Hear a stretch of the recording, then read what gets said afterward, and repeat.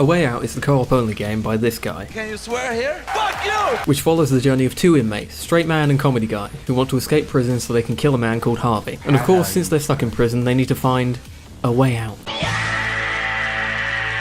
Immediately upon opening the game, you're assaulted by cliché dialogue and poor voice acting, which is, of course, a negative. However, the cliché parts soon seem to fade. Not because they go away, no, but because they feel more at home in the story this game is presenting. As much as it could do with being a little more self-aware, this game is essentially a revenge movie, a story about two bros going to fuck up some dude. It's quite nice Hollywood cheese, so when there's no way to truly escape the clichés, you might as well embrace them. As far as voice acting is concerned though, you get used to it, but it's always there. As charming as it is at times, a lot of the game's more emotional moments feel a little less impactful thanks to this Lebanese man. And that's unfortunate, because there are a lot of moments towards the end of the game that had some form of genuine impact on me. But I can't escape the feeling that those moments could have been better if the acting was a bit better.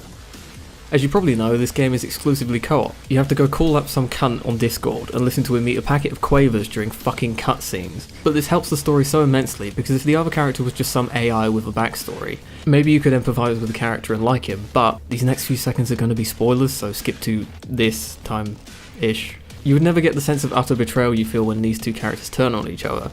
Because beyond that character being a script tied to a clump of polygons, that character is your friend's avatar in this game, and that's the person who you've had a good time playing this game with up to this point, and now they're telling you to go fuck your nan.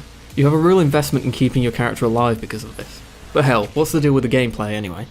It should be stated that if you're buying this game, then you already know what kind of experience you're in for. It's not necessarily much of a problem that if you're buying this game, you're essentially buying an interactive movie. After all, there's no guidebook on gameplay. But it still has to be said, this game railroads you harder than you're on rails for the entire game, there's little in the way of deviation, and your input is relegated to quick time events. It's Call of Duty with better writing. The game does split off into small sections in which the gameplay is mixed up though. Driving sections, stealth sections, and a few third-person shooting sections which have a nice way of doing third-person recall. The gun has an indicated spread cone, and an aiming dot in the middle, but instead of having the aim cone bloom and just randomly fire all over the place like in one of those shit games like Fortnite, the aiming dot actually moves within the cone to indicate where your shots are going. These sections are quite fun with their destructible cover and nice feeling guns, but not enough to fill a whole game.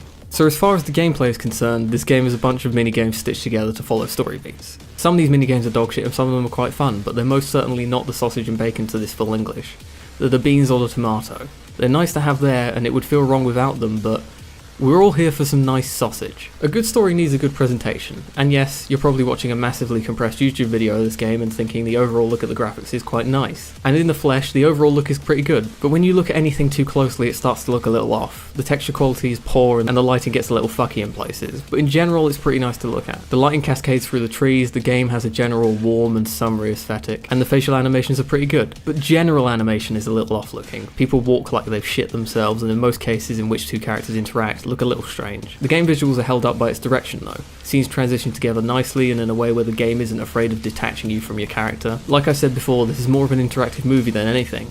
It benefits from being an interactive medium, but it doesn't let that hold it back from telling the story it wants to tell. It has multiple time jumps, which you really don't get that often in games considering you're normally seeing the game from the perspective of your character.